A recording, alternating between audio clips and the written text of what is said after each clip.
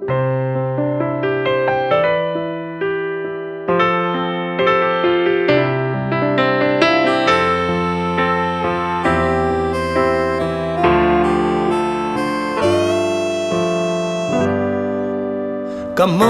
tampito Gisu na kepunga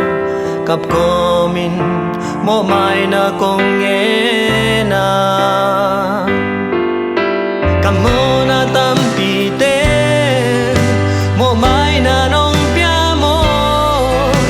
Gisu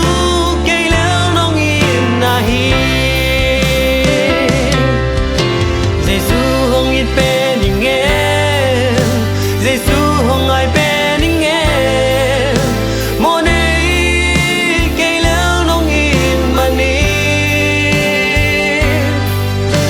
Kanun ang bia ingen Gisu hong bia ingen Itag lâu kay leo nong in mani Ilea piu na siam na Bang makan ay lâu man Mi tên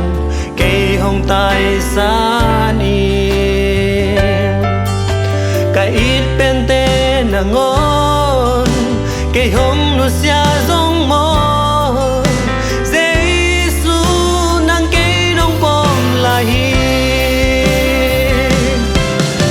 Giêsu hong it pe ningen Giêsu hong ai pe ningen mo nei kay leo nong in mani kanun nang pia ingen Giêsu hong bia ingen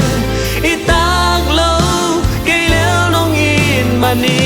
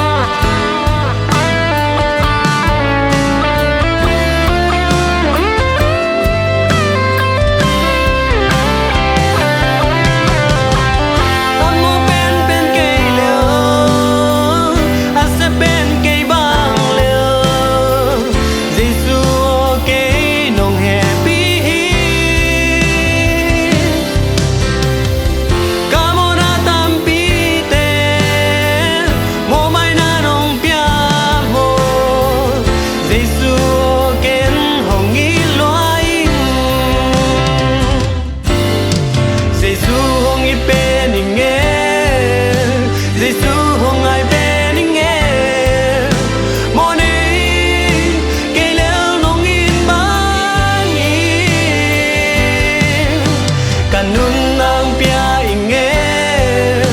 Giêsu hong bia ingen Itag lâu kay leo nong in mani